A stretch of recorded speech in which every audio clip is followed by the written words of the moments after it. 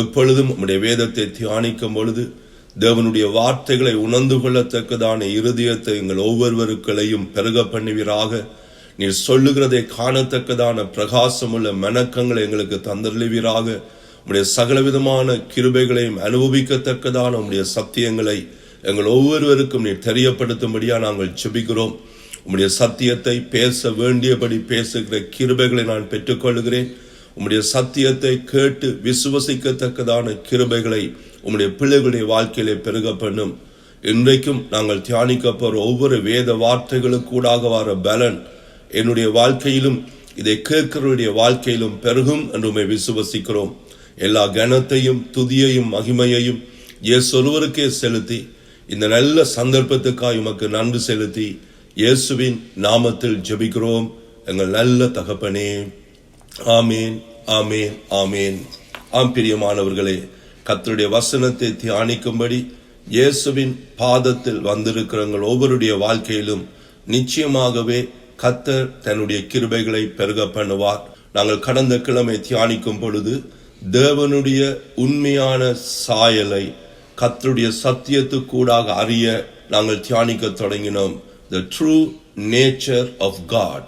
தேவனுடைய உண்மையான சாயலை நானும் நீங்களும் வேதத்திலிருந்து அறியும் பொழுது அந்த தேவனுடைய உண்மையான சாயலை அறிகிறதினாலே வருகிற சகல நன்மைகளையும் ஆசீர்வாதங்களையும் நாங்கள் அனுபவிக்கிறது மாத்திரமல்ல, ஆவியோடும் உண்மையோடும் அவரை தொழுது கொள்ளுகிற அவருடைய பிள்ளைகளாக ஒவ்வொரு நாளும் எங்கள் வாழ்க்கையிலே காணப்பட அந்த அறிவு எங்களுக்கு உதவி செய்கிறதாக இருக்கிறது.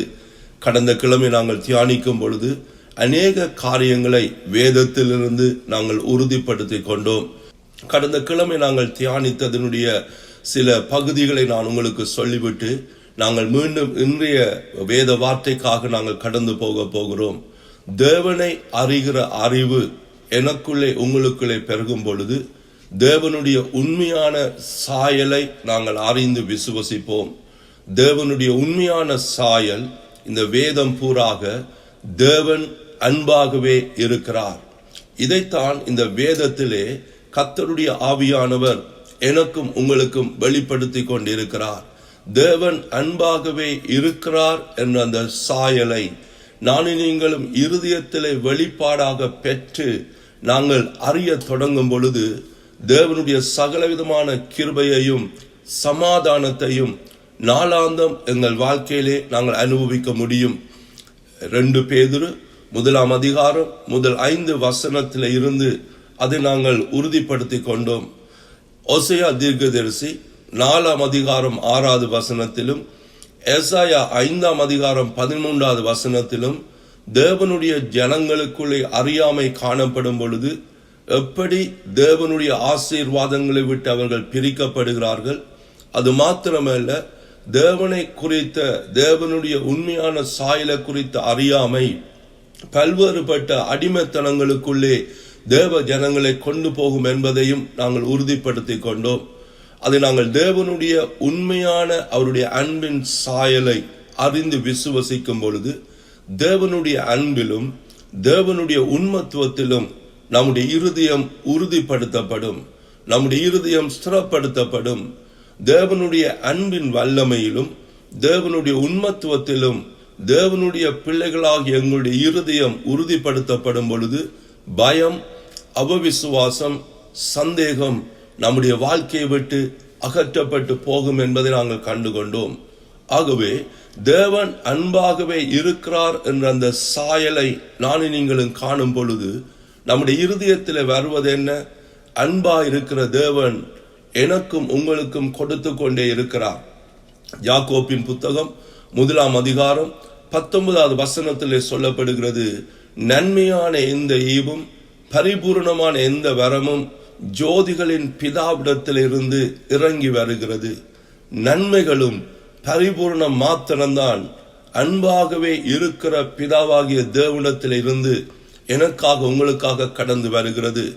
அன்பாக இருக்கிற தேவன் யோவான் 3:16 சொல்லப்படுகிறது, இந்த உலகத்தின் மேல் கொண்ட அன்பின் நிமித்தம் தம்முடைய ஒரே பேரான குமாரனாகிய இயேசு கிறிஸ்துவை கொடுத்தார்.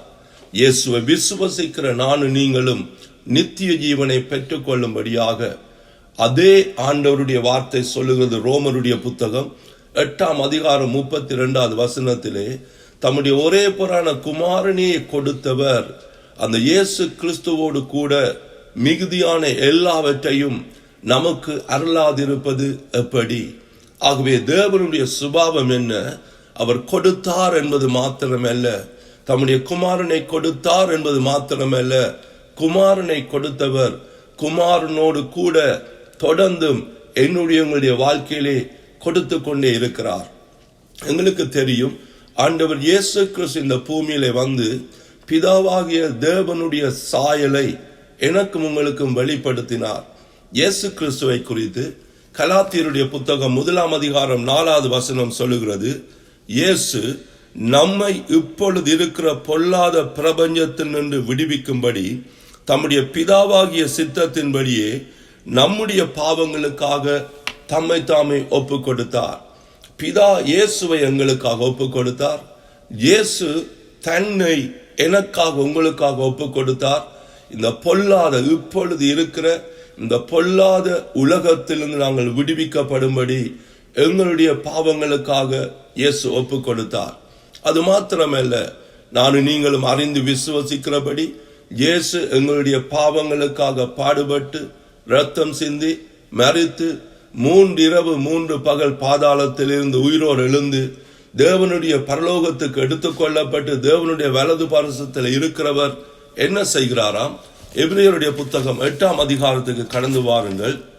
அங்கே சொல்லப்படுகிறது, முதல் 2 வசனத்தை நான் உங்களுக்காக படிக்கிறேன்.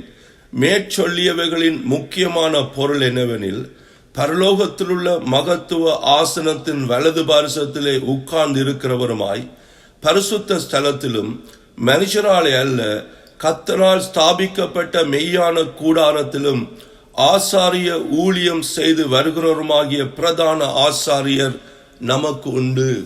ஆகவே இயேசு தன்னை கொடுத்தது மாத்திரமல்ல, இன்றைக்கு தேவனுடைய வலது பாரசத்தில் இருந்து பிரதான ஆசாரியராக, மத்தியஸ்தராக, புதிய உடன்படிக்கையின் பிணையாளியாக, எனக்காக உங்களுக்காக இடைவிடாமல் வேண்டுதல் செய்கிறவராக, எங்களுக்காக பரிந்து பேசுகிறவராக தன்னை கொடுத்து கொண்டே இருக்கிறார். ஆகவே அன்பின் சாயல் கொடுக்கும். அன்பின் சாயல் திருடாது, கொல்லாது, அழிக்காது. இந்த உண்மையான சாயலை, இந்த தேவனுடைய the true nature of God, இது ஒவ்வொரு தேவனுடைய பிள்ளைகளுடைய இருதயத்திலும் வெளிப்படும் பொழுது நானும் நீங்களும் வாழுகிற கிறிஸ்தவ வாழ்க்கை வித்தியாசமாக இருக்கும். இதை நாங்கள் உறுதிப்படுத்திக் கொண்டோம். இன்னொரு தப்பான அபிப்பிராயம் தேவ ஜனங்களுக்குள்ளே காணப்படுகிற என்பதை நாங்கள் அடையாளம் கண்டோம். அது என்னவென்றால், இந்த உலகத்திலே நடக்கிற சகல காரியங்களையும் தேவன் தன்னுடைய சுயாதீனமாக தன்னுடைய இஷ்டப்படி செய்து முடிக்கிறார். இந்த உலகத்தில் நடக்கிற சகல காரியங்கள், நன்மைகளோ தீமைகளோ, சகலவற்றுக்கும் பொறுப்பு தேவன் என்று ஒரு தப்பான அபிப்பிராயம் ஜனங்களுக்குள்ளே காணப்படுகிறது. இன்றைக்கு நீங்கள் பாருங்கள், உங்களுடைய வாகனத்துக்கோ உங்களுடைய வீட்டுக்கோ நீங்கள் ஒரு இன்சூரன்ஸ் பாலிசியை எடுக்கும் பொழுது அதிலே ஆக்ட்ஸ் ஆஃப் காட், இயற்கை அழிவுகளுக்கு அவர்கள் வைக்கிற பெயர் ஆக்ட்ஸ் ஆஃப் காட், தேவனுடைய கிரியையினாலே வர அழிவுகள். இன்றைக்கு இந்த நினைவு தேவனுடைய ஜனங்களுக்குள்ளே காணப்படுகிறபடியினாலே திருடன் திருடி கொண்டு அழிக்கிறான். ஆனால் தேவ ஜனங்கள் நினைக்கிறார்கள், தேவனுடைய அறிவில்லாமல், தேவன் அறியாமல் இது ஒன்றும் நடக்காது, தேவன் தான் இதை எனக்கு அனுமதிக்கிறார் என்ற தப்பான எண்ணம் இருக்கிறபடியினால் அதை எதிர்த்து ஜெயமெடுக்க வேண்டிய தேவ ஜனங்கள் விட்டு கொடுக்கிறார்கள். தேவனுடைய பெயரிலே பிசாசானவன் திருடி கொண்டு அழித்து கொண்டிருக்கிறதை நாங்கள் காண்கிறோம். இதற்கு ஆதாரமாக தேவன் சுயாதீனமாய் எதையும் இந்த பூமியிலே செய்வதில்லை. தேவனை நானும் நீங்களும் விசுவாசிக்கிறதின் அடிப்படையிலே அந்த விசுவாசத்துக்கூடாகத்தான் தேவன் கிரியை செய்கிறார் என்பதை நாங்கள் உறுதிப்படுத்தி கொண்டோம். தேவன் சுயாதீனமாக கிரியை செய்கிறவராய் இருந்தால், நாங்கள் வேதத்திலே பார்த்தோம், ஆதியாகமம் 3ஆம் அதிகாரத்திலே ஆதாம் ஏவாள் பாவம் செய்ய முற்பட்ட பொழுது, பாவம் செய்த பொழுது தேவன் அதை தடுத்திருக்க முடியும். ஆனால் தேவன் தடுக்கவில்லை. ஏன்? எதை நானும் நீங்களும் எதிர்க்கிறோமோ அதை தேவன் எதிர்ப்பார். எதை நானும் நீங்களும் அனுமதிக்கிறோமோ அதை தேவன் அனுமதிப்பார். அதுதான் இஸ்ரவேல் ஜனங்களை குறித்து சங்கீதம் 78 சங்கீதம் 41 வசனத்திலே சொல்லப்படுகிறது. இஸ்ரவேல் ஜனங்கள் தங்களுடைய அவவிசுவாசத்தினாலே தேவனுடைய கரத்தை மட்டுப்படுத்தினார்கள், தேவனுடைய வல்லமையை மட்டுப்படுத்தினார்கள். சிந்தியுங்கள் பிரியமானவர்களே, எல்லாவற்றையும் தேவன் எங்களுடைய அனுமதியின்றி சுயாதீனமாய் கிரிய செய்கிறவராய் இருந்தால் இஸ்ரவேல் ஜனங்கள் கர்த்தருடைய கரத்தை மட்டுப்படுத்தி இருக்க முடியாது. ஆனால் மட்டுப்படுத்தினார்கள். அதிலிருந்து நாங்கள் உறுதிப்படுத்திக் கொண்டோம். தேவனை அறிந்து, தேவனுடைய அன்பின் சாயலை அறிந்து நானும் நீங்களும் விசுவசிக்கும் பொழுது அந்த விசுவாசத்துக்கூடாக தேவன் என்னையும் உங்களையும் சந்திக்கிறவர். இதெல்லாவற்றையும் தியானித்து நாங்கள் முடிவிலே ஒரு காரியத்தை நாங்கள் தியானித்தோம். தேவனை குறித்த எனக்குள்ளே காணப்படுகிற அந்த அன்பை குறித்த அறியாமை, தேவனுடைய உண்மையான சாயலை குறித்த அறியாமை தேவனை பாதிக்காது. தேவன் திருடுகிறார், கொல்லுகிறார், அழிக்கிறார் என்று நான் நினைக்கிறதுனாலே தேவனுடைய சாயல் பாதிக்கப்படாது. ஆனால் தேவனுடைய சாயலுக்கூடாக என் வாழ்க்கையில வரக்கூடிய நன்மைகளை அது தடுக்கிறது. நான் மீண்டும் சொல்லுகிறேன், தேவனுடைய உண்மையான சாயலை குறித்த அறியாமை தேவனை பாதிக்காது, ஆனால் என்னை பாதிக்கும், உங்களை பாதிக்கும். அதற்காகத்தான் கர்த்தருடைய ஆவியானவர் இதை எனக்கும் உங்களுக்கும் கற்றுத்தந்து தேவனுடைய உண்மையான சாயலை அறிந்து விசுவசித்து பரலோக ராஜ்யத்தை சுதந்திரிக்கிறது மாத்திரமல்ல, இந்த பூமியிலே நானும் நீங்களும் இருக்கும் பொழுது பரலோக ராஜ்யத்தின் ஆசீர்வாதங்களோடு வாழ வேண்டும் என்று கர்த்தர் சித்தமுள்ளவராக இருக்கிறார். இதை குறித்து வரும் நாட்களிலே இன்னும் நாங்கள் அதிகமாக தியானிக்க போகிறோம். இன்னைக்கு நான் மீதியான காரியங்களுக்குள்ளே கடந்து போக விரும்புகிறேன். ஆனால் ஒரு காரியத்தை உறுதிப்படுத்திக் கொள்ளுங்கள். நானும் நீங்களும் தியானிக்கிற, ஆராதிக்கிற, எங்களை ரட்சித்த பிதாவாகிய தேவன் அவர் அன்பாகவே இருக்கிறார். அவருடைய வார்த்தைக்கு அவர் உண்மையுள்ளவராக இருக்கிறார். எங்களுடைய விசுவாசத்துக்கூடாக என்னுடைய உங்களுடைய வாழ்க்கையிலே கிரிய செய்கிறவராக இருக்கிறார். இதை நாங்கள் மனதிலே கொள்ளுவமாக இருந்தால் எபிரேயர் 11:6 நாங்கள் பார்த்தோம், தேவனிடத்திலே கிட்டி சேருகிற நானும் நீங்களும் தேவன் இருக்கிறார் என்றும் அவரை தேடுகிற எனக்கும் உங்களுக்கும் பலன் அளிக்கிறார் என்றும் நாங்கள் விசுவசிக்க வேண்டும் என்று நாங்கள் தியானித்துக் கொண்டோம், கற்றுக்கொண்டோம். இதை மனதிலே கொண்டவர்களாக இன்னைக்கு இன்னொரு பகுதிக்குள்ளே நாங்கள் கடந்து போக போகிறோம். என்னோடு கடந்து வாருங்கள். இன்றைக்கு நாங்கள் சொல்லுகிறோம், இவ்வளவு நேரம் நான் சொன்னதிலே இருந்து நீங்கள் சொல்லுவீர்கள், தேவன் அன்பாகவே இருக்கிறார்.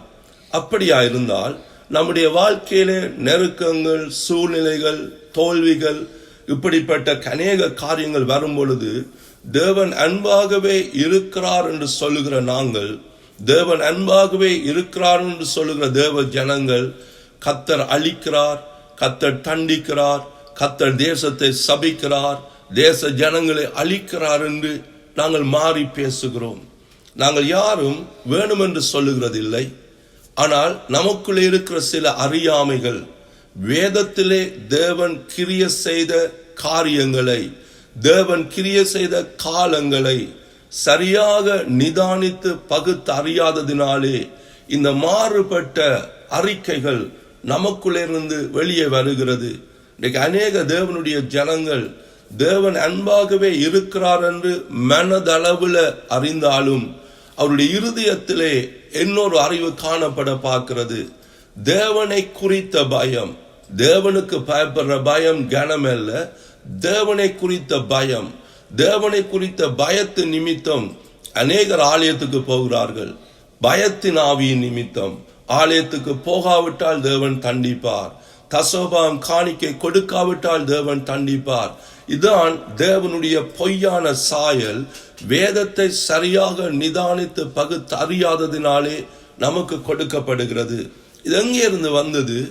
வேதத்திலே தேவன் கிரிய செய்த சில காரியங்கள், சூழ்நிலைகள், காலங்களை பகுத்தறியாமல் போனதினாலே எனக்கும் உங்களுக்கும் கடந்து வந்தது.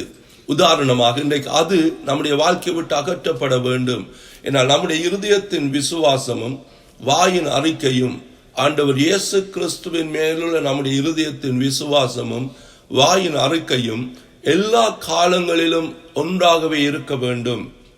தேவன் ஒவ்வொரு நாளைக்கு ஒவ்வொரு விதமாய் கிரிய செய்வார் என்பது போல நானும் நீங்களும் வாழக்கூடாது. மல்கியாவின் புத்தகத்திலே சொல்லப்படுகிறது, கர்த்தர் சொல்லுகிறார், நான் கர்த்தர், நான் மாறாதவர், ஆனபடியால் நானும் நீங்களும் வெட்கப்பட்டு போவதில்லை. தேவன் அன்பாகவே இருக்கிறார் என்ற அந்த தேவனுடைய சாயல் நானும் நீங்களும் என்ன சூழ்நிலைகள் மத்தியிலே போனாலும் மாறப்போவதில்லை. இது நம்முடைய இருதயத்தில் உறுதிப்படுத்தப்படும் பொழுது தேவன் அன்பாகவே இருக்கிறார் என்ற வெளிப்பாட்டோடு இந்த வேதத்தை பார்க்கும் பொழுது ஒரு புதிய வேதம் எங்கள் கைகளில் இருக்கிறது போல ஒரு தேவனுடைய உண்மையான சாயலை அறிந்து கர்த்தர் நல்லவர் என்பதை நாங்கள் ருசித்து பார்க்க எங்களை நடத்தும். ஆகவே இன்றைக்கு அதை நாங்கள் கண்டுகொள்ள போகிறோம். தேவன் அன்பாகவே இருக்கிறார் என்று சொல்லுகிற நாங்கள் ஏன் சில கஷ்டமான நேரங்களிலே தேவன் தான் அந்த கஷ்டத்தை தருகிறார். தேசங்களில் அழிவுகள் வரும் பொழுது தேவன் இந்த அழிவுக்கூடாக தேசத்தை சுத்திகரிக்கிறார். இப்படி அநேக காரியங்கள் சொல்லப்படுகிறது. தேவனுக்கும் அதற்கும் சம்பந்தம் இல்லை. உதாரணமாக என்னோடு கூட கடந்து வாருங்கள். 2 ராஜாக்களுடைய புத்தகம் 1ஆம் அதிகாரத்துக்கு வாருங்கள். இப்பொழுது நாங்கள் பார்க்க போகிறோம், தேவன் அன்பாகவே இருக்கிறார் என்று நாங்கள் அறிந்தாலும் ஏன் நெருக்கங்கள் வரும் பொழுது நம்முடைய அறிக்கை மாறி அவருடைய அன்பின் சுபாவம் உண்மத்துவத்தின் சுபாவத்துக்கு மாறாக நாங்கள் பேசுகிறோம். தேவன் சுயமாக கிரிய செய்வதில்லை என்று அறிந்தாலும் ஏன் நெருக்கங்கள் வரும் பொழுது தேவன் சுயமாய் கிரிய செய்கிறது போல நாங்கள் பேசுகிறோம். உதாரணமாக 2 ராஜாக்கள் 1ஆம் அதிகாரத்திலே எலியா தீர்க்கதரிசியினுடைய வாழ்க்கையில் நடந்த ஒரு சம்பவத்தை நாங்கள் பார்க்க முடியும். நான் நேரத்தை மிச்சப்படுத்தும்படியாக முழு அதிகாரத்தையும் படிக்கவில்லை, நீங்கள் படித்துக் கொள்ளுங்கள். இங்கே ஒரு அகசியா என்ற ஒரு ராஜாவை குறித்து சொல்லப்படுகிறது. அந்த ராஜா வியாதிப்பட்டிருக்கிறான். ஆகவே அந்த வியாதியிலிருந்து அவன் சொஸ்தம் அடைவானா என்று கேட்கும்படியாக அங்கே அவன் பாகால் தீர்க்கதரிசிகளிடத்திலே அவன் தன்னுடைய ஆட்களை அனுப்புகிறான். அந்த இடத்திலே எலியா குறுக்கிட்டு சொல்லுகிறான், ஏன் பாகால் தீர்க்கதரிசனத்திலே போக வேண்டும்? இஸ்ரவேலிலே தேவன் இல்லையா? இதை ராஜா அனுப்பினவர்கள் வந்து ராஜாவுக்கு தெரியப்படுத்தும் பொழுது ராஜா அந்த எலியாவினுடைய அடையாளங்களை சொல்லுகிறார். அவர்கள் சொல்லுகிறார்கள், அந்த அடையாளம் அப்படியே இருக்கிறது. ஆகவே ராஜா சொல்லுகிறார், அது எலியா தீர்க்கதரிசி தான். காரணம், இந்த எலியாவுக்கும் அகசியா ராஜாவினுடைய தகப்பனாருக்கும் இடையிலே பெரிதான கசப்பு அங்கே இருக்கிறது. காரணம், எலியா தேவனுடைய செய்திகளை சொல்லி அதன்படியே அதன் விளைவுகளை அவர்கள் சந்தித்ததினாலே. ஆகவே இந்த ராஜா தன்னுடைய படை வீரர்கள், படை தளபதியையும் 50 இராணுவ வீரர்களையும் எலியாவை பிடிக்கும்படி அனுப்புகிறார்கள். பாருங்கள், வேதத்திலே 1ஆம் அதிகாரம் 9வது வசனத்திலே ராஜா தலைவனையும் 50 இராணுவ வீரர்களையும் அனுப்புகிறான்.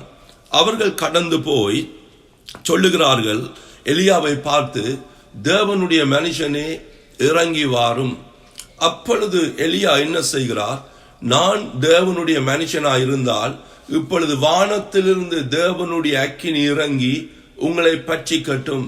உடனே வானத்திலிருந்து தேவனுடைய அக்கினி இறங்கி அந்த 51 பேரையும் எரித்து போடுகிறது. இதை கேள்விப்பட்ட ராஜா மீண்டும் இன்னொரு தலைவனையும் 50 இராணுவ வீரர்களையும் அனுப்புகிறான். அவர்களும் கடந்து வந்து, தேவனுடைய மனுஷனே இறங்கி வாரும். எலியா சொல்லுகிறார், நான் தேவனுடைய மனுஷனாயிருந்தால் தேவனுடைய அக்கினி வானத்திலிருந்து இறங்கி உங்களை பற்றி கட்டும். அப்படி அந்த 51 பேரும் எரிக்கப்படுகிறார்கள். இப்பொழுது 3வது முறையாக ஒரு தலைவனையும் 50 இராணுவ வீரர்களையும் அனுப்புகிறார். அந்த தலைவன் வந்து எலியாவிடத்திலே மன்றாடி, ஆண்டவனே என்னை எரித்து போடாதையும் என் உயிரை காப்பாற்றும் என்று மன்றாடுகிறான். அந்த நேரத்திலே தேவன் சொல்லுகிறார் எலியாவுக்கு, நீ இறங்கி போய் அந்த ராஜாவோடு பேசு. நீங்கள் அந்த அதிகாரத்தை முடிந்தே பார்ப்பீர்களாக இருந்தால் பாருங்கள் 15வது வசனத்திலே, அப்பொழுது கர்த்தருடைய தூதன் எலியாவை நோக்கி, அவனோடே கூட இறங்கி போ, அவனுக்கு பயப்படாதே என்றான். அப்படி அவன் எழுந்து அவனோடே கூட ராஜாவிடத்தில் இறங்கி போனான். அங்கே பேசுகிறார்கள். அங்கே எலியாவுக்கு எந்த ஆபத்தும் வரவில்லை. அப்ப முதல் 51 பேர் பேர்ந்து 51 பேர் அங்கே அழிக்கப்படுகிறார்கள். எலியாவுக்குள்ள இருந்த பயத்து நிமித்தம் நான் பின்னாலே நான் உங்களுக்கு சொல்லுவேன் ஏன் இப்படி நடந்தது. ஆனால் இதே சம்பவத்தை நாங்கள் இயேசுவின் நாட்களே பார்ப்போமாக இருந்தால் இதே மனதிலே கொண்டவர்களாக லூக்கா 9ஆம் அதிகாரத்துக்கு கடந்து வாருங்கள். இயேசு இந்த பூமியிலே இருக்கும் பொழுது இயேசுவின் கடைசி நாட்களிலே இயேசு எருசலேமுக்கு போக சித்தம் கொண்டவராய் சமாரியாவுக்கு கூட போக முற்படுகிறார். சமாரியா ஜனங்கள் எருசலேமில் இருக்கிற இஸ்ரவேல் ஜனங்களை யூதர்களை வெறுக்கிறவர்கள். ஆகவே தங்களுடைய பட்டணத்துக்கூடாக இயேசு எருசலேமை நோக்கி போக போகிறார் என்று சொன்ன பொழுது சமாரியர் அவர்களை ஏற்றுக்கொள்ளாமல் இயேசுவை மறுதளிக்கிறார்கள். யார் இந்த சமாரியர்? யோவானுடைய சுவிசேஷம் 4ஆம் அதிகாரம் 41, 42 பார்ப்பீர்களாயிருந்தால் இயேசு சமாரிய ஸ்திரியை சந்திக்கிறார். அந்த ஸ்திரி சமாரியா பட்டணத்துக்குள்ளே போய் இயேசுவை குறித்து சொல்லுகிறாள். அவர்கள் எல்லாரும் இயேசுவிடத்தில் வருகிறார்கள். இயேசு 3 நாள் அவர்களோடு தங்கியிருக்க வேண்டிக் கொள்ளுகிறார்கள். இயேசு உபதேசிக்கிறார். முடிவிலே யோவான் 4:41, 42 வேதம் சொல்லுகிறது, அந்த சமாரியருடைய அறிக்கை அந்த ஸ்திரியை பார்த்து, நீ சொன்னது நிமித்தம் அல்ல, நாங்கள் இயேசுவோடு இருந்து இயேசுவின் உபதேசத்தை கேட்டு மெய்யாகவே இவர் தேவனுடைய மேசியா என்று நாங்கள் அறிந்து விசுவசிக்கிறோம் என்று சொன்னவர்கள். அப்படி இயேசுவை அறிந்து விசுவசித்தவர்கள் இப்பொழுது இயேசுவை நிராகரிக்கிறார்கள். இதை இங்கே யோவானும் யாக்கோப்பும் அறிந்த உடனே அவர்கள் சொல்லுகிற காரியத்தை பாருங்கள். 54வது வசனத்திலே, அவருடைய சீசராகிய யாக்கோப்பும் யோவானும் அதை கண்ட பொழுது, தங்களுடைய எஜமானன் இயேசுவை ஏற்றுக்கொண்ட அதே ஜனங்கள் நிராகரித்ததை கண்ட பொழுது, ஆண்டவரே, எலியா செய்தது போல வானத்தில் இருந்து அக்கினி இறக்கி அவர்களை அழிக்கும்படி நாங்கள் கட்டளையிட உமக்கு சித்தமா என்று கேட்டார்கள். இப்பொழுது இந்த யாக்கோப்பும் யோவானும் எலியாவினுடைய நாட்களிலே எலியா செய்ததை இயேசுவுக்கு முன்பாக இயேசுவின் நாட்களிலே செய்ய முற்படுகிறார்கள். இயேசுவை நிராகரித்தது நிமித்தம்.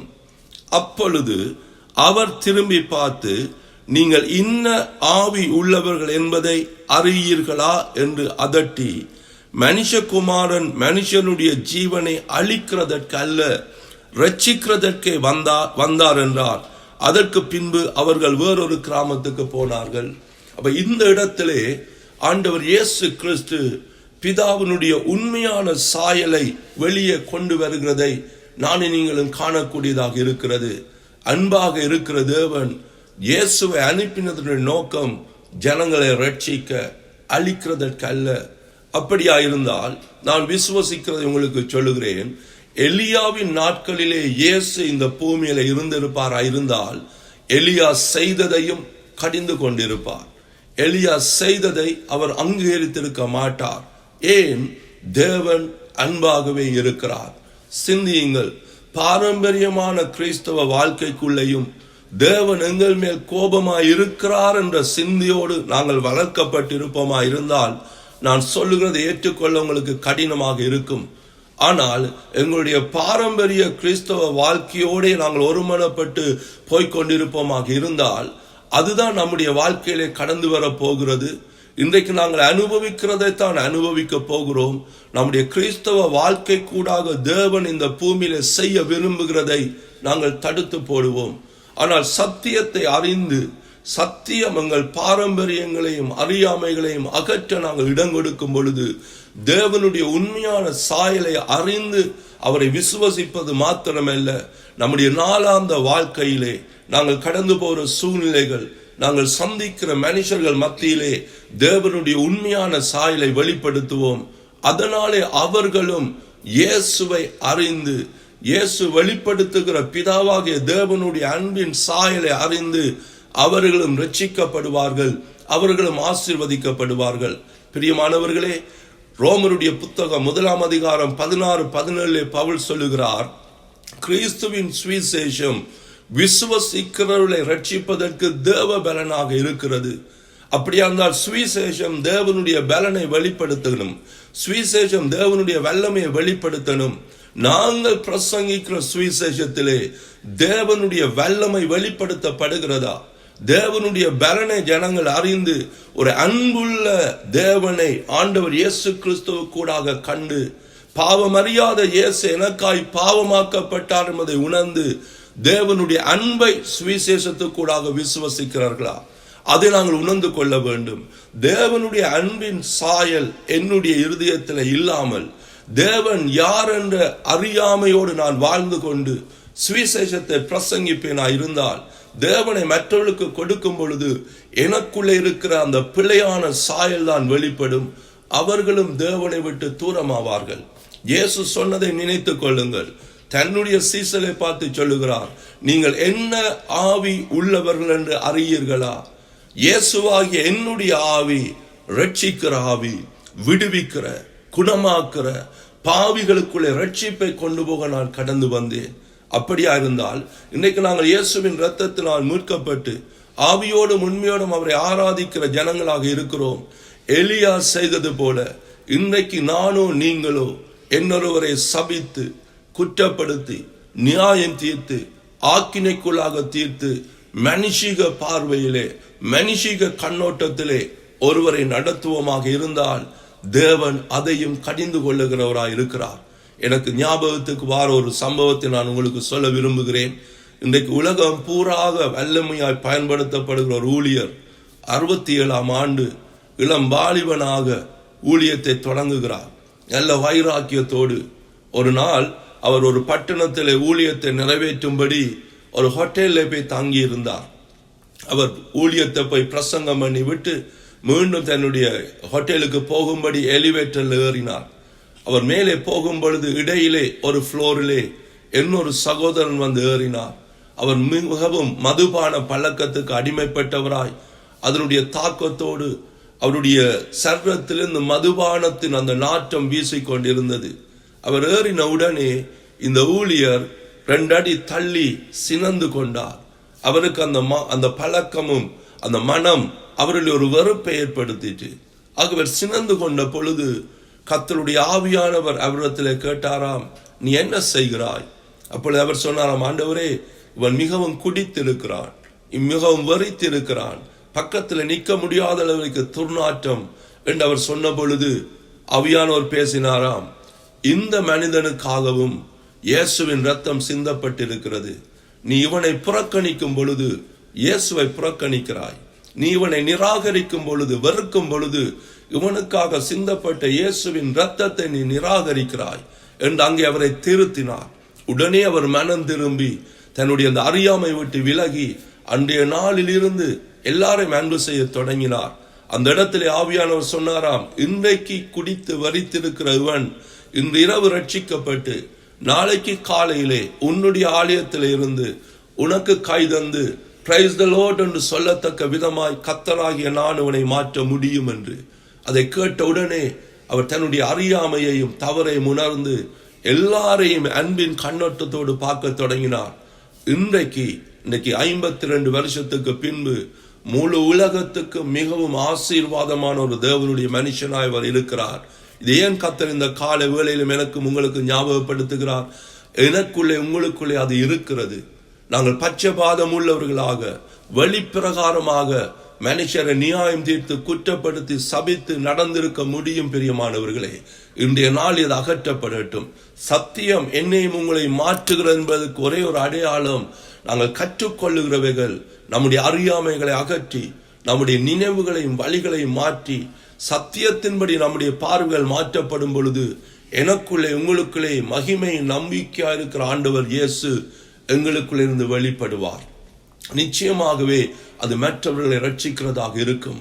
ஆகவே நாங்கள் கண்டுகொண்டோம் தேவனுடைய உண்மையான சாயலை இயேசு எப்படி வெளிப்படுத்தினார். இதை மனதிலே கொண்டவர்களாக நாங்கள் இப்பொழுது இன்னொரு பகுதியை பார்க்க போகிறோம். ஏன் எலியாவுடைய நாட்களே அப்படி ஒரு கிரியை நடந்தது? என்னால் வேதத்திலே சொல்லப்படுகிறது, தேவனுடைய அக்கினி இறங்கி அவர்களை பட்சித்தது. ஆனால் புதிய ஏற்பாட்டிலே இயேசு அதை கடிந்து கொள்ளுகிறார். நாங்கள் இதற்கு சில காரியங்களை தியானிக்கணும். பழைய ஏற்பாட்டிலே மனுஷருடைய நிலைமையை பாப்பமாக இருந்தால் பழைய உடன்படிக்கையிலும் புதிய உடன்படிக்கையிலும் தேவன் கிரிய செய்கிற விதத்திலே வித்தியாசம் உண்டு. பழைய உடன்படிக்கையிலே மனிதர்கள் மறுபடியும் பிறக்க முடியாது, அவர்கள் ரட்சிக்கப்பட முடியாது. ஏனென்றால் இயேசுவின் ரத்தம் சிந்தப்படவில்லை. பாவ சாயல், பாவ சுபாவம் மனிதர்களுக்குள்ளே காணப்பட்டு கொண்டிருந்தது. புதிய சிறுசியின் சாயல் அவர்களுக்குள்ளே உண்டாக முடியாது. ஏனென்றால் காளை, வெள்ளாட்டுக்கடா இவைகளுடைய ரத்தம் மனுஷர்களை புதுப்பிக்க முடியாது, பாவத்தை நிவர்த்தி செய்ய முடியாது. அங்கே தற்காலிகமாக அவருடைய பாவம் மூடப்பட்டு இருந்தது. பழைய உடன்படிக்கையிலே பாவம் நிவர்த்தி செய்யப்பட முடியவில்லை. அதுதான் புதிய உடன்படிக்கையிலே நடக்க போகிறதை தாவீது தரிசனமாக கண்டு, என்னோடு கூட 32ஆம் சங்கீதத்துக்கு கடந்து வாருங்கள். 32ஆம் சங்கீதத்திலே தாவீது ராஜா, நானும் நீங்களும் அனுபவிக்கிற பாவம் மன்னிப்பாகிய மீட்பை இருதயத்திலே தீர்க்கமாக கண்டு அவன் இங்கே சொல்லுகிறதை பாருங்கள். எவர்களுடைய மீறுதல் மன்னிக்கப்பட்டதோ, எவர்களுடைய பாவம் மூடப்பட்டதோ அவர்கள் பாக்கியவான்கள், அவர்கள் ஆசீர்வதிக்கப்பட்டவர்கள். எவர்களுடைய அக்கிரமத்தை கர்த்தர் எண்ணாதிருக்கிறாரோ, எவர்களுடைய ஆவிலே கபடமில்லாது இருக்கிறதோ அவர்கள் பாக்கியவான்கள். யார் அந்த பாக்கியவான்கள்? நானும் நீங்களும். இன்றைக்கு நாங்கள் அனுபவிக்கிற பாவ மன்னிப்பாகிய மீட்பு, புதிய சிறுசியாக மாற்றப்பட்ட அனுபவம், ஆவியானவர் நமக்குள்ளே தங்கி வாசம் பண்ணுவது, கர்த்தருடைய சத்தத்தை அனுதினமும் நானும் நீங்களும் கேட்டு நடப்பது, இவைகள் பழைய உடன்படிக்கையில் இருந்த ஜனங்கள் அனுபவிக்க முடியவில்லை, அனுபவிக்க இயலாது. ஏனென்றால் அவர்கள் மறுபடியும் பிறக்கவில்லை. ஆனபடினாலே அங்கே என்ன நடக்கிறது? சில காரியங்களை தேவன் கையாளுகிற விதத்தை அவர்கள் அடையாளம் காண முடியாமல் இருந்தது. பழைய உடன்படிக்கையின் காலத்திலே தேவன் கையாண்ட சில வழிகள் இன்றைக்கு புதிய உடன்படிக்கையில் இருக்கிற எனக்கும் உங்களுக்கும் கூட கொடூரமான நியாய தீர்ப்பு போல, கொடுமையான தண்டனை போல இருந்தது. ஆனால் தேவன் அன்பாகவே இருக்கிறார் என்ற வெளிப்பாட்டோடு சில சம்பவங்களை நீங்கள் பார்ப்பீர்களாக இருந்தால் நமக்கு அதற்கு பின்பா இருக்கிற தேவனுடைய அன்பையும், தேவன் ஏன் அப்படி செய்தார் என்பதையும் நாங்கள் அறிய முடியும். உதாரணமாக என்னோடு கூட கடந்து வாருங்கள். 1 சாமுவேலுடைய புத்தகம் 15ஆம் அதிகாரத்துக்கு கடந்து வாருங்கள். இன்றைக்கு அநேகர் இயேசுவை விசுவசிக்க முடியாதவர்கள், இயேசுவின் சுவிசேஷத்துக்கு விரோதமாக பேசுகிறவர்கள் இந்த சம்பவத்தை கொண்டு வருவார்கள். தேவன் அன்பாகவே இருப்பாராயிருந்தால், இயேசு ரட்சிக்க வருவாராக இருந்தால் ஏன் இந்த சம்பவம் நடந்தது என்று 1 சாமுவேல் 15ஆம் அதிகாரம் 3வது வசனத்திலே சாமுவேல் தீர்க்கதரிசி கூடாக கர்த்தர் ஒரு செய்தியை சவுல் ராஜாவுக்கு அனுப்புகிறார். இவைகளை நான் விவரமாய் சொல்லுவதற்கு காரணம், 30-40 வருஷமாய் நமக்குள்ளே விதைக்கப்பட்ட தேவனுடைய அன்பின் சாயலுக்கு விரோதமான அறியாமைகள், அன்றைக்கு அந்த அறியாமை நிமித்தமாய் நமக்குள்ளே எழும்பியிருக்கிற தேவனை குறித்த பிழையான சாயல்கள் உடைக்கப்படணுமாயிருந்தால், அழிக்கப்படணுமாயிருந்தால் கர்த்தருடைய சத்தியத்தை நாங்கள் தாராளமாக சாந்தமாக நாங்கள் கற்றுக்கொள்ள வேண்டும். ஆகவே நாங்கள் செலவிடுகிற ஒவ்வொரு நிமிஷமும் நாங்கள் கர்த்தரை அறிகிற அறிவிலை, அவருடைய உண்மையான சாயலை அறிந்து கொள்வதற்காக செலவிடுகிற ஒவ்வொரு நிமிஷமும் நித்தியத்துக்கு எனக்கும் உங்களுக்கும் பிரயோஜனமாக இருக்கும். என்ன அந்த செய்தி பாருங்கள். 1 சாமுவேல் 15ஆம் அதிகாரத்திலே 3வது வசனத்திலே பாருங்கள். 2வது வசனத்திலே சேனைகளின் கர்த்தர் சொல்லுகிறது என்னவென்றால், இஸ்ரவேலர் எகிப்திலிருந்து வந்த பொழுது அமலேக்கு அவர்களுக்கு வழிமறைத்த செய்கையை மனதிலே வைத்திருக்கிறேன். இப்பொழுதும் நீ போய் அமலேக்கை மடங்கடித்து அவனுக்கு உண்டான எல்லாவற்றையும் சங்கரித்து அவன் மேல் இரக்கம் வைக்காமல் புருஷரையும் ஸ்திரீகளையும் பிள்ளைகளையும் குழந்தைகளையும் மாடுகளையும் ஆடுகளையும் ஒட்டகங்களையும் கழுதைகளையும் கொண்டு போட கடவாய் என்கிறார் என்று சொன்னான். அப்பொழுது சவுல் இதை ஜனங்களுக்கு அறியப்படுத்தி தெலாமையிலே அவர்களை தொகை பார்த்தான். அவர்கள் 2 லட்சம் காலாக்களும் ஜூதா ஜனங்கள் 16,000 பேருமாய் இருந்தார்கள். இந்த 3வது வசனத்திலே பார்ப்பீர்களா இருந்தால், நான் இவ்வளவு நேரம் சொன்ன தேவனுடைய அன்பின் சாயலுக்கு இங்கே எதிர்மாறானது போல இருக்கிறது. ஆனால் தேவனுடைய அன்பின் சாயலை இந்த ஒரு வசனத்தை படிக்கிறதுனாலே நானும் நீங்களும் மாற்ற முடியாது. இந்த வசனத்தை படித்து இதை நிதானிக்காமல் இதற்கு பின்பா இருக்கிற தேவனுடைய அன்பின் இருதயத்தை காணாதபடியினாலே தான் இன்றைக்கு அநேக தேவனை குறித்த பிழையான சாயல்கள் தேவ ஜனங்களுக்குள்ளே விதைக்கப்பட்டது. உலக ஜனங்களும் அப்படி பேசுகிறார்கள். அன்பாக இருக்கிற தேவன் எப்படி இப்படிப்பட்ட ஒரு செய்தியை கொடுக்க முடியும்? நான் ஒரு காரியத்தை சொல்லுகிறேன்.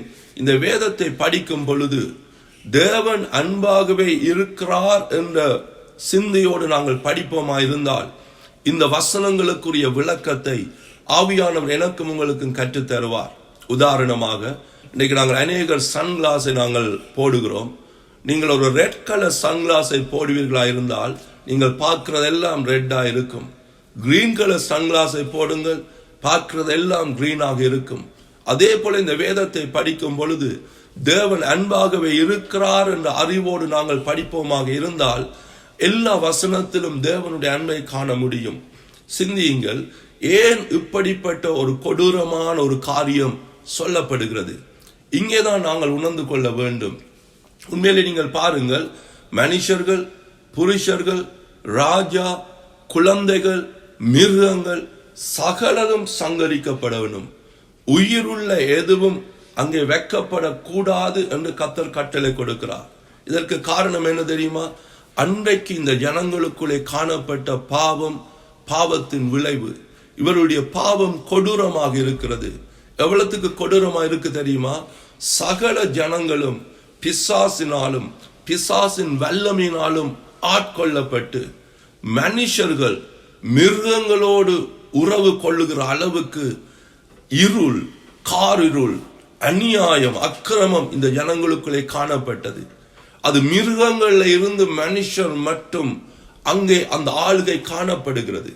ஆகவே அன்பா இருக்கிற தேவன் இவர்களை அழிப்பதனுடைய நோக்கம் இவர்களை தண்டிக்க அல்ல. இதை இப்படியே விட்டால் இது முழு சமுதாயத்தையும் பாதிக்கும், முழு ஜனங்களையும் பாதிக்கும். இதுதான் உண்மை, இதுதான் சத்தியம். இங்கே தேவன் இந்த ஜனங்களை அழிக்க சொன்னதுக்குரிய காரணம் இவர்களுக்குள்ள இருக்கிற அந்த பிசாசின் ஆளுகை, பிசாசின் ஆதிக்கம் மற்றவர்களுக்கும் கடந்து போய் இவர்கள் அனுபவிக்கிறதை மற்றவர்கள் அனுபவிக்க கூடாது. உதாரணமாக இன்றைக்கு நாங்கள் மெடிக்கல் வேர்ல்டிலே பார்க்கிறோம். இன்றைக்கு ஒருவருக்கு டயபிட்டிஸ் வருகிறது, காலில் ஒரு புண் வருகிறது. அந்த புண் மாறாமல் அதை பெருகி கொண்டு போகும் பொழுது டாக்டர்ஸ் ஆலோசித்து அவருடைய காலை துண்டிக்கிறார்கள். ஏன் அந்த கால் துண்டிக்கப்படுகிறது? டாக்டர்ஸுக்கு அந்த பேஷண்ட்ல இருக்கிற கோபத்து நிமித்தமா? அந்த பேஷனை தண்டிக்கவா? அந்த பேஷனை அழிக்கவா? இல்லை பிரியமானவர்களே, எங்களுக்கு தெரியும் அவருடைய கால் வெட்டப்படுவதனுடைய நோக்கம் அந்த பேஷனுடைய உயிர் காக்கப்பட. அந்த கால்களில் பரவி வருகிற அந்த வியாதி, அந்த கிருமி உடம்பு முழுவதும் பரவி போய் அந்த பேஷண்ட் பாதிக்கப்படாமல் மறைக்காமல் இருக்க அங்கே அது வெட்டப்படுகிறது. அதே போலதான் இங்கே கர்த்தர் சொல்வது கொடூரம் போல இருக்கிறது. ஆனால் தேவன் அன்பாகவே இருக்கிறார் என்ற வெளிப்பாட்டோடு நாங்கள் பார்க்கும் பொழுது இங்க தேவனுடைய அன்பின் கிரியை ரட்சிக்கிறதை, மற்றவர்களை பாதுகாக்கிறதை நாங்கள் காணக்கூடியதாக இருக்கிறது. ஒரு காரியத்தை உங்களுக்கு சொல்லுகிறேன், தேவன் அன்பாகவே இருக்கிறார். God is love. அவர் அன்புள்ளவர் அல்ல, அவர் அன்பாகவே இருக்கிறார். அந்த அன்பா இருக்கிற தேவன் எனக்கும் உங்களுக்கும் அன்பை தந்திருக்கிறார். அப்ப கொஞ்ச அன்பை அவரிடத்திலிருந்து பெற்றுக்கொண்ட நாங்களே இது ஒரு கஷ்டமான காரியம் என்று நாங்கள் நினைப்போமா இருந்தால் அன்பாகவே இருக்கிறவர்களுக்கு எப்படி இருக்கும்? இன்றைக்கு இந்த கப் தண்ணீரை வைத்துக்கொண்டு என்னிடத்திலே தண்ணி இருக்கிறது என்று தான் நான் சொல்ல முடியும். I have a water என்று சொல்ல முடியும். I am a water என்று சொல்ல முடியாது. என்றால் இதை நான் குடிக்க குடிக்க இந்த தண்ணீர் குறைவுபடும்.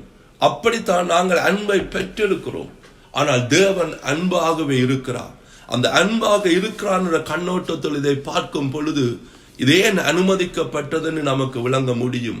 அதே நேரத்திலே இதை சவுல் ராஜா செய்யாமல் நல்ல மிருகங்களை தப்ப வைத்து ராஜாவை தப்ப வைத்த பொழுது தேவன் அந்த இடத்திலே சவுல் ராஜாவை தெரிவு செய்ததற்காக மனஸ்தாபப்படுகிறார். என்றால் சவுல் ராஜாவுக்கு கூட இங்கே கர்த்தர் சொல்லுகிறவருடைய வசனத்தினுடைய விளக்கத்தை காண முடியாமல் போய்விட்டது. ஏன் தெரியுமா? அந்த வெளிப்பாடு இல்லை. நீங்கள் யோசிக்கலாம், ஏன் தேவன் இதற்கு வேறொரு வழியை கையாள முடியவில்லை? ஏனென்றால் அந்த இடத்திலே, அந்த காலத்திலே, பழைய உடன்படிக்கையிலே வாழ்ந்தவர்களுக்குள்ளே பிசாசானுடைய கிரியை, பிசாசை குறித்த வெளிப்பாடு இல்லை. அதை சொன்னாலும் அவர்கள் புரிந்து கொள்ள முடியாது. பழைய ஏற்பாடு முழுவதை நீங்கள் படித்து பார்ப்பீர்களா இருந்தால், பழைய ஏற்பாடு பூராக 15 முறை சாத்தான், பிசாசு என்ற வார்த்தை பயன்படுத்தப்படுகிறது. அதிலே 12 முறை ஜோபுவின் புத்தகத்திலே பயன்படுத்தப்படுகிறது. 1 சாமுவேலுடைய புத்தகத்திலும் 1 நாளாகமத்தின் புத்தகத்திலும் ஒரே சம்பவம். 1 நாளாகமத்தின் புத்தகத்திலே ஒரு சம்பவம், சாத்தான் தாவீதினுடைய இருதயத்தை ஏவினான் தொகை பார்க்கும்படி என்று சொல்லப்படுகிறது. ஆகவே ஏன் 15 முறை அங்கே அது சொல்லப்படுகிறது என்றால், அந்த ஜனங்களுக்கு சொன்னாலும் அதை புரியாது. ஆனால் புதிய உடன்படிக்கையில நீங்கள் வரும் பொழுது சாத்தானுடைய தந்தனங்களை குறித்து அதிகாரங்களை எழுதப்பட்டிருக்கிறது. ஏனென்றால் நானும் நீங்களும் அதை உணர்ந்து கொள்ள முடியும். நானும் நீங்களும் அதை புரிந்து அதில் அதிகாரம் எடுக்க முடியும். இன்றைக்கு நானும் நீங்களும் பிசாசை திறத்துறது போல, பிசாசின் கிரியைகளை கட்டுகிறது போல, பிசாசின் மேல் ஆளுகை செய்வது போல பழைய ஏற்பாட்டு ஜனங்களால் செய்ய முடியாது. ஆகவேதான் இப்படிப்பட்ட காரியங்களுக்கூடாக தேவன் கிரியை செய்தார். இந்த ஜனங்களை அழிக்க அல்ல, அதற்கூடாக அநேகரை ரட்சிக்க. ஆகவே இதை நாங்கள் மனதிலே கொண்டு பாப்பமாக இருந்தால், நான் சொல்வதை கவனியுங்கள், பழைய ஏற்பாடு பழைய உடன்படிக்கைகளை நடந்தவைகளைப் போல இந்த புதிய உடன்படிக்கையில ரட்சிக்கப்பட்டிருக்கிற நானும் நீங்களும் சிந்திக்க முடியாது, சபிக்க முடியாது, நடக்க முடியாது. நாங்கள் அப்படி வாழ முடியாது. ஏனென்றால் நாங்கள் இன்றைக்கு பெரிதான ரட்சிப்பை பெற்று தேவன் யார் என்பதை நாங்கள் அறிந்திருக்கிறோம். இப்படிப்பட்ட காலகட்டத்திலே தான் ஆண்டவர் இயேசு கிறிஸ்துவை குறித்து 4000 வருஷங்களாய் சொல்லப்பட்ட தீர்க்க தரிசனமான வார்த்தைகளின் நிறைவாக இயேசு மாமிசத்திலே வெளிப்பட்டார். ஏன் இயேசு மாமிசத்திலே வெளிப்பட்டார்?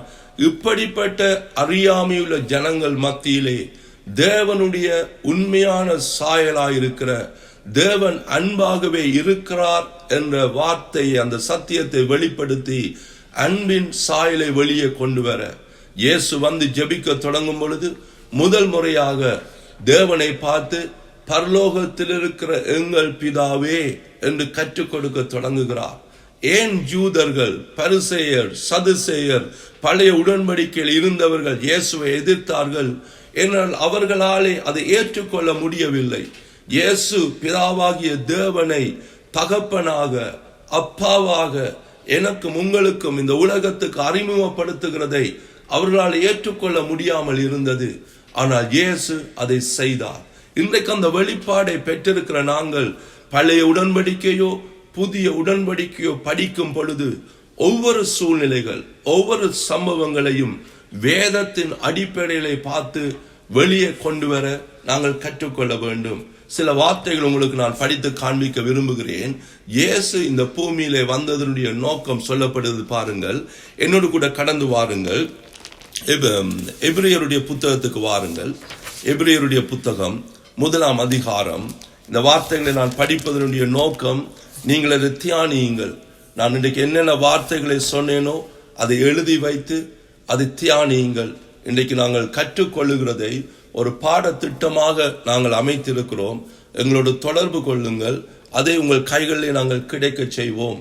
அப்பதான் நீங்கள் மீண்டும் மீண்டும் தியானித்து, நான் மீண்டும் சொல்லுகிறேன், 30-40 வருஷமாய் அறியாமைகள், பாரம்பரியங்கள் நிமித்தமாக நமக்குள்ளே விதைக்கப்பட்ட பிழையான தேவனுடைய சாயலை ஒரு மனுத்தியாலம் நாங்கள் தியானிப்பதற்கூட அகற்ற முடியாது. ஆனால் இரவும் பகலும் இந்த பூரண பிரமாணமாகிய தேவனுடைய சத்தியத்தை உற்று பார்த்து தேவனை அறிகிற அறிவிலும் இயேசுவை அறிகிற அறிவிலும் நிலைத்திருக்கும் பொழுது அந்த பிழையான சாயல் அகற்றப்பட்டு தேவனுடைய அன்பின் சாயலை அறிந்து சகல பரிபூர்ணத்தை நாங்கள் அனுபவிக்க கர்த்தர் எங்களுக்கு உதவி செய்வார்.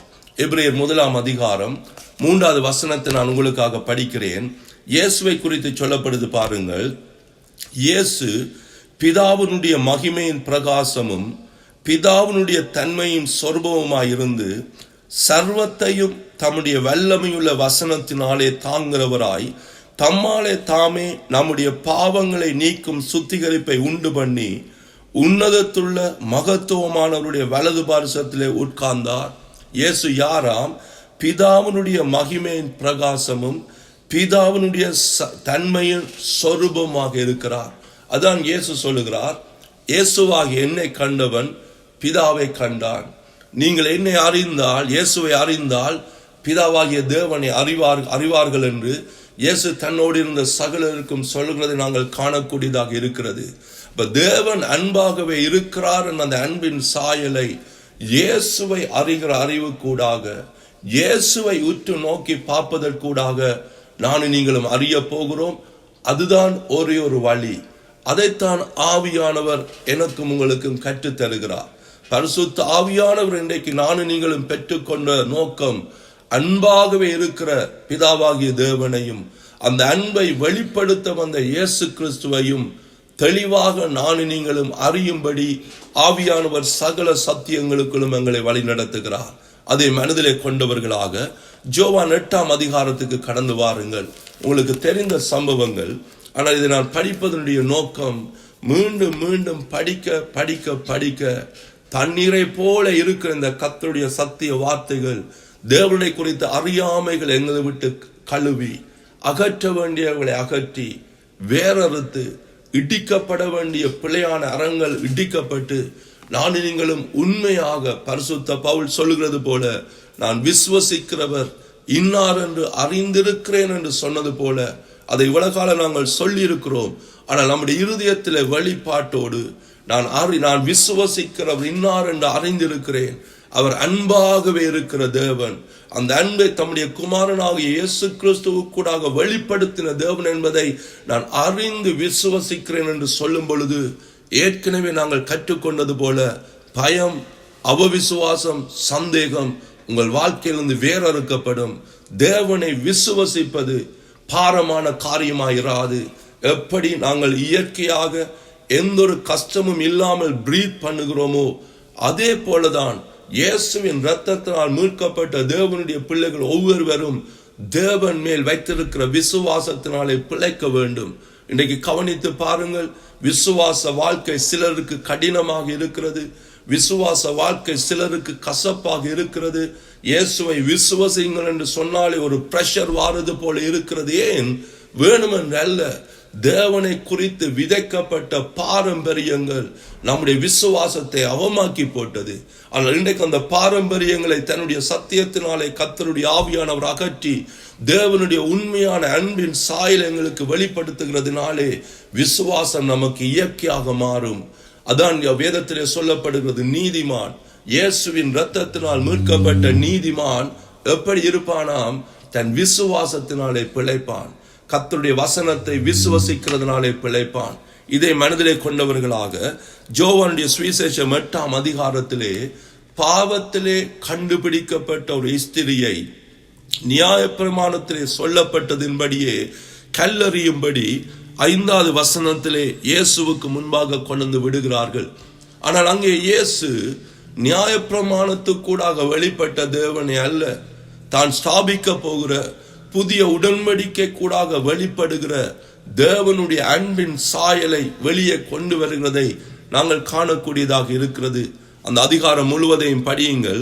10வது வசனம் சொல்கிறது பாருங்கள். இயேசு நிமிர்ந்து அந்த ஸ்திரியை தவிர வேறொருவரையும் காணாமல், ஸ்திரியே, உன்மேல் குற்றம் சாட்டினவர்கள் எங்கே?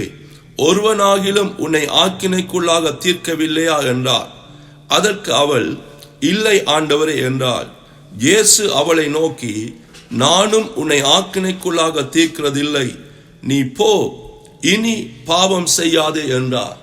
இந்த வார்த்தையை இயேசு அவளை நோக்கி சொன்ன உடனே அவள் அந்த இடத்திலிருந்து போகும் பொழுது அங்கிருக்கிற தேவனுடைய அன்பை அறியாத மனுஷர்கள் நினைத்திருக்கலாம், இவள் தப்பித்து கொண்டாள், கல்லறிந்து கொல்லப்பட வேண்டியவள் தப்பித்து விட்டாள் என்று. அதான் இயேசு அடுத்த வசனத்திலே சொல்லுகிறார். மறுபடியும் இயேசு ஜனங்களை நோக்கி, இயேசுவாகிய நான் உலகத்துக்கு ஒளியா இருக்கிறேன், இயேசுவாகிய என்னை பின்பற்றுகிறவன் இருளை நடவாமல் ஜீவ ஒளியை அடைந்திருப்பான். அப்ப இயேசு என்ன சொல்லுகிறார்? நான் சொன்ன இந்த வசனம் அந்த ஸ்திரீக்குள்ளே தேவனுடைய அன்பின் சாயலை வெளிப்படுத்துகிறது. அந்த அன்பின் சாயலுக்கூடாக இந்த ஸ்திரீ இயேசுவாக என்னை விசுவசிப்பால் இனி அவள் இருளை நடக்க முடியாது, ஜீவ ஒளியை அடைந்திருப்பார். இயேசு என்ன வார்த்தை சொல்லுகிறார் பாருங்கள். இயேசு சொல்லுகிறார், நானும் உன்னை ஆக்கினைக்குள்ளாக தீர்க்கிறதில்லை, நீ போ, இனி பாவம் செய்யாதே. ஏன் இயேசு அப்படி சொல்லுகிறார்? இயேசு இந்த உலகத்தில் வந்தவனுடைய நோக்கம் ஆக்கினைக்குள்ளாக தீர்க்க அல்ல, ஆக்கினைக்குள்ளாக தீர்க்கப்பட்டிருந்தவர்களை ரட்சிக்க, விடுதலையாக்க, பரலோக தேவனுடைய அன்பின் சாயலை வெளிப்படுத்தி அவர்களும் தேவனை நோக்கி அப்பா பிதாவின் கூப்பிட்டு ஆராதிக்கிற அந்த புத்திர சுவிகாரத்தை கொடுக்க இயேசு வந்தார். ஆகவே இன்றைக்கு இயேசு வெளிப்படுத்துகிற சாயல் என்னுடைய உங்களுடைய இருதயத்தில் இருக்குமாயிருந்தால், எப்படிப்பட்ட சூழ்நிலைகளை நாங்கள் கடந்து போனாலும், எப்படிப்பட்ட மனுஷர்கள் எங்கள் பாதையிலே குறுக்கிட்டாலும், நாங்கள் மற்றவர்களை ஆக்கினைக்குள்ளாக தீர்க்கிறவர்களாக அல்ல, குற்றப்படுத்துறவர்களாக அல்ல, நியாயம் தீர்க்கிறவர்களாக அல்ல, அன்பு கூறுகிறவர்களாக நாங்கள் காணப்படுவோம். இன்றைக்கு தேவனுடைய பிள்ளைகள் அன்பிலே நடவுங்கள் என்று சொல்லும் பொழுது ஏன் கடினமாக இருக்கிறது? ஏனென்றால் அவர்கள் தங்களிடத்திலே அறியாததை, தங்களிடத்திலே இல்லாததை கொடுக்க பார்க்கிறார்கள். அதான் கடந்த கிழமை நாங்கள் தியானித்தோம். 1 யோவான் 4:16 தேவன் அன்பாகவே இருக்கிறார் என்பதை முதலாவது அறிந்து நாங்கள் விசுவசித்தால் நாங்கள் அதை இன்னொருவருக்கு கொடுப்போம். நாங்கள் ரட்சிக்கப்பட்ட பொழுது ரோமர் 5:5 நமக்கு அருளப்பட்ட பரிசுத்த ஆவியினாலே தேவ அன்பு நம்முடைய இருதயத்தில் ஊற்றப்பட்டிருக்கிறது. இப்பொழுது அந்த அன்பை அறியும் பொழுது, தேவனுடைய அன்பின் சாயலை அறியும் பொழுது, இயேசு இந்த இடத்துல செயல்படுகிறது போல நாளாந்தம் ஒவ்வொரு வினாடியும் 10 பேர் எங்களோடு இருக்கிறார்களா, நாங்கள் தனியே இருக்கிறோமா என்று அல்ல, ஒரே தேவனுடைய அன்பின் சாயல் எனக்குள்ளே உங்களுக்குள்ள இருந்து வெளிப்படும். தேவனுடைய அன்பின் சாயல் வெளிப்படும் பொழுது இந்த இடத்திலே ஆக்கினைக்குள்ளாக தீர்க்கப்பட வேண்டிய இந்த ஸ்திரீ ரட்சிக்கப்பட்டது போல, ஆக்கினைக்குள்ளாக தீர்க்கப்பட்டு பாவத்திலே வாழுகிற ஜனங்கள் ரட்சிக்கப்படும்படி இயேசுவை நோக்கி வருவார்கள். சிந்திங்கள் பிரியமானவர்களே, நாங்கள் இதை தியானிக்கனுடைய நோக்கம் எங்களுடைய அறிவை வளர்க்க மாத்திரம் அல்ல, அந்த அறிவினாலே நம்முடைய மனம் புதுப்பிக்கப்பட்டு, நம்முடைய வாழ்க்கை மறுரூபமாக்கப்பட்டு, நம்முடைய பேச்சிலே மாத்திரம் அல்ல, நம்முடைய சகல கிரியைகளிலும் இருள இருக்கிற ஜனங்கள் தேவனுடைய அன்பையும் தேவனுடைய அன்பின் சாயலையும் காணணும். என்னையும் உங்களையும் பார்க்கிறவர்கள் நாங்கள் ஆராதிக்கிற அன்பாகவே இருக்கிற தேவனை அறிந்து அவர்கள் இயேசுவிடத்தில் வரணும். யோசியுங்கள், ஒரு காலத்துல நான் நீங்களும் இருளுக்குள்ளே ஆக்கினைக்குள்ளாக தீர்க்கப்பட்ட ஜனங்களாக இருந்தோம். ஆனால் எங்கள் வாழ்க்கையிலே கர்த்தர் கொண்டு வந்த தேவனுடைய பிள்ளைகள் எங்களை ஆக்கினைக்குள்ளாக தீர்க்கிற சாயலோடு வராமல் தேவனுடைய அன்பின் சாயலோடு வந்து பிரசங்கித்த சுவிசேஷத்துக்கூடாக தேவனுடைய அன்பை எனக்கும் உங்களுக்கும் வெளிப்படுத்தினதினாலே தான் அக்கிரமங்களினாலும் பாவங்களினாலும் மரித்து போயிருந்த நாங்கள் இன்றைக்கு உயிர்ப்பிக்கப்பட்டு ரட்சிக்கப்பட்டு தேவ சமூகத்தில் நிலைநிறுத்தப்பட்டிருக்கிறோம். அது இன்றைக்கு கடந்து போக வேண்டும். ரட்சிக்கப்படணும் என்று ஜெபிக்கிறோம், நல்லது. ஆனால் எனக்கூடாக உங்களுக்கூடாகத்தான் ஆண்டவர் இயேசு இன்னொருவருக்கு தன்னுடைய அன்பை வெளிப்படுத்த வேண்டும். இயேசு இங்கே நடந்தது போல நான் நீங்களும் நடக்க அழைக்கப்பட்டிருக்கிறோம். என்னோடு சிந்தியுங்கள். மீதியா இருக்கிற இந்த நிமிஷத்திலே சில காரியங்களை நான் உங்களுக்கு வெளிப்படுத்த விரும்புகிறேன். எசாயா தீர்க்கதரிசியுடைய புத்தகம் 54ஆம் அதிகாரத்துக்கு கடந்து வாருங்கள். நீங்கள் யோசிக்க முடியும், இவ்வளவு அன்பா இருக்கிற தேவனை அறிந்து இத்தனை வருஷங்கள் அவரை நான் ஆராதிக்கிறேன், அப்படியா இருந்தால் ஏன் தேவனுடைய அன்பின் சாயல் எனக்குள்ளே வெளிப்படாமல் இன்றைக்கும் தேவன் என்மேல் கோபமா இருக்கிறார், தேவன் என்னை தண்டிக்க பார்க்கிறார் என்ற தேவனுடைய பயத்தின் சாயலோடு நான் வாழ்ந்து கொண்டிருக்கிறேன். நாங்கள் சில கேள்விகளுக்கு முகம் கொடுத்தால் தான் பதிலை கண்டுபிடித்து நான் நீங்களும் வெளியே வர முடியும். நான் உண்மையாய் கேட்கிறேன், நாங்கள் எத்தனை பேர் பயத்தின் நிமித்தம் தசபாம் காணிக்கை கொடுக்கிறோம், கர்த்தர் சபித்து விடுவார் என்று? நான் பின்னால் அதை குறித்து நான் சொல்லுகிறேன். பயத்தின் நிமித்தம் ஆலயத்துக்கு போகிறோம், பயத்து நிமித்தம் வேதத்தை படிக்கிறோம். நாங்கள் செய்கிற ஒவ்வொரு கிறிஸ்தவ காரியங்களையும் தேவன் மேலுள்ள பயத்து நிமித்தம், தேவன் தண்டித்து விடுவார் என்ற பயத்து நிமித்தம் நாங்கள் செய்கிறோம். நாங்கள் எத்தனை பேர் திடீரென ஒரு நாள் மண்டே மார்னிங் காரை ஸ்டார்ட் பண்ணுகிறீர்கள், கார் ஸ்டார்ட் பண்ணல, டயர் பஞ்சரா இருக்கு, ஒரு சின்ன காரியம் வந்தோடனே எத்தனை பேர் யோசிக்கிறீர்கள், நான் நேற்று தசோவான் காணிக்க கொடுக்கல, நேற்று ஆலயத்துக்கு போகல, இன்றைக்கு காலை நான் ஜெபிக்கல, வேதத்தை நான் படிக்கல, நேற்று நான் அவரை பேசிட்டேன், அவரத்துல கோபமா இருந்துட்டேன், ஆகவே இதற்கூடாக தேவன் தண்டிக்கிறார் என்று எத்தனை பேர் யோசிக்கிறீர்கள்? அல்லது ஒரு காலத்தில் நாங்கள் யோசித்தோம். ஏன்? எங்களை அறியாமலேயே நமக்குள்ளே புதைந்திருக்கிற தேவனுடைய அன்பின் சாயலை குறித்து அறியாமை. வெளிச்சம் வந்தால்தான் நமக்குள் இருக்கிற இருளை கண்டு அறியாமை கண்டு அகற்ற முடியும். கடந்து வாருங்கள், எஸ்ஐயா 54 அதிகாரத்திலே 7வது வசனத்தில் இருந்து 10வது வசனம் மட்டும் படியுங்கள். ஏன் தேவன் இன்றைக்கு என் மேலே உங்கள் மேலே கோபம் கொள்ள முடியாது? ஏன் தேவன் என்னையும் உங்களை மாக்கினைக்குள்ளாக தீர்க்க முடியாது? இயேசுவின் இரத்தத்தினால் மீட்கப்பட்டிருக்க என்னையும் உங்களையும் ஏன் சபிக்க முடியாது? ஏன் பழைய பாவ சாபங்கள் என்னையும் உங்களையும் பின்தொடர முடியாது? அது நாங்கள் கண்டுகொள்ள வேண்டும். பாருங்கள், எஸ்ஐயா 54 சொல்லப்படுகிறது 9வது வசனத்திலே வடிவாய்ந்த வசனத்தை பாருங்கள். இது எனக்கு நோவாவின் காலத்தில் உண்டான வெள்ளம் போல இருக்கும். எது நோவாவின் காலத்தில் உண்டான வெள்ளம் போல இருக்கும்? 53ஆம் அதிகாரத்திலே படிப்பீர்களா இருந்தால் 53ஆம் அதிகாரத்திலே இயேசு சிலுவையிலே நியாயம் தீர்க்கப்பட்டதை, ஆக்கினைக்குள்ளாக தீர்க்கப்பட்டதை, என்னுடைய உங்களுடைய பாவங்களுக்காக தண்டிக்கப்பட்டதை நாங்கள் காணக்கூடியதாக இருக்கிறது. நோவாவினுடைய வெள்ளப்பெருக்கு என்னத்தை வெளிப்படுத்திட்டு தெரியுமா? ஆக்கினை தீர்ப்பு, நியாய தீர்ப்பை. அடுத்த கிழமை அதை தியானிக்க போகிறோம். ஆகவே இங்கே கர்த்தர் சொல்லுகிறார், ஆண்டவர் இயேசு கிறிஸ்து கல்வாரி சிலுவையிலே அனுபவித்தது எனக்கும் உங்களுக்கும் இயேசு அனுபவித்தது நோவாவின் காலத்தில் உண்டான நியாய தீர்ப்பு போல இருக்கிறது. அப்படியா இருந்தால் தொடர்ந்து படியுங்கள். இது எனக்கு நோவாவின் காலத்தில் உண்டான வெள்ளம் போல இருக்கும். நோவாவின் காலத்தில் உண்டான வெள்ளம் இனி பூமியின் மேல் புரண்டு வருவதில்லை என்று நான் ஆணையிட்டது போல உங்கள் மேலே நான் கோபம் கொள்ளுவதில்லை என்றும் உங்கள் மேலே நான் கடிந்து கொள்ளுவதில்லை என்றும் ஆணையிட்டேன். சிந்திங்கள் பிரியமானவர்களே, இன்றைக்கு பரலோக பிதா இயேசுவின் இரத்தத்தினால் மீட்கப்பட்டிருக்கிற திருச்சபைக்கு, இயேசுவின் இரத்தத்தினால் மீட்கப்பட்டிருக்க எனக்கும் உங்களுக்கும் சொல்லுகிறார், நான் உங்களை கடிந்து கொள்ளுவதில்லை, நான் உங்கள் மேல் கோபம் கொள்ளுவதில்லை. ஏன்? எங்கள் மேலிருந்த தேவ கோபம், எங்கள் மேலிருந்த கடிந்து கொள்ளுதல், எங்கள் மேலிருந்த பாவத்துக்குரிய நியாய தீர்ப்பு சகலதும் கல்வாரி சிலுவையிலே இயேசு கிறிஸ்து மேல் போடப்பட்டாயிற்று. எங்களுடைய தேவ கோபாக்கினியை, எங்கள் மேலிருந்த தேவ கோபாக்கினியை ஆண்டவர் இயேசு ஏற்றுக்கொண்டார்.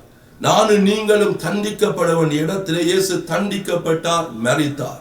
ஆக இன்றைக்கு இயேசுவை விசுவசித்து ரட்சிக்கப்பட்டிருக்கிற என்னையும் உங்களையும் பிதாவாகிய தேவன் வெறுக்க முடியாது, தண்டிக்க முடியாது, சபிக்க முடியாது, கோபிக்க முடியாது என்று இங்கே ஆணையிட்டு இருக்கிறார்.